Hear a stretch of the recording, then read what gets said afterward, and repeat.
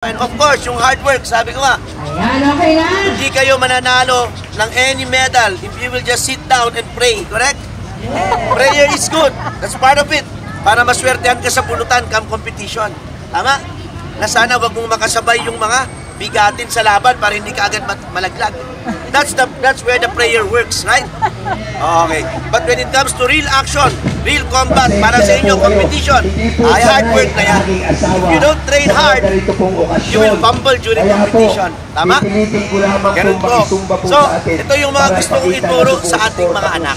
Let us get them into sport, either it's wushu or whatever sport they want. Bottom line, they go into sports. They learn confidence, they learn courage, they learn hard work. Yan ang dapat ituro natin sa mga anak po natin. Kaya ako nga po, isa rin akong guidance counselor, I always talk to children. Eh yun yung lagi kong sinasabi sa kanila, especially the teenagers. Ngayon, iba-iba na mga kabataan, tama po ba? Yeah, ibang-ibang kabataan natin ngayon.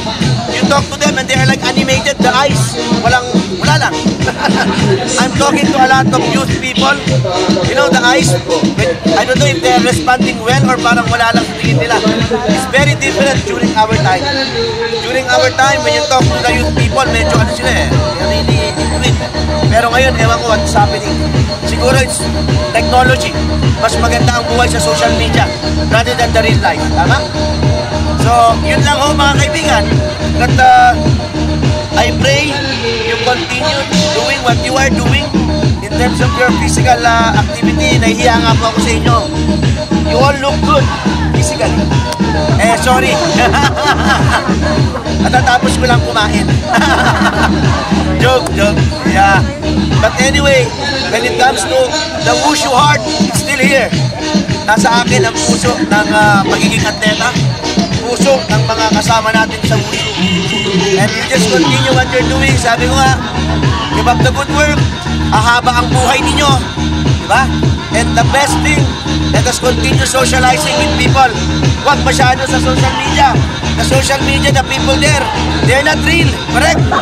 They're not real. Napansin nyo, maraming nagpupuyat kaka-social media just to press the like and just to press congratulations and everything. Sabi ko nga, let's stop that. If not really stop, i-minimize nyo na. What is better is to come up with this group and start socializing and talking to people and hugging people and everything. This is the real life, Apo. Okay? So again, maraming salamat po. And by the way,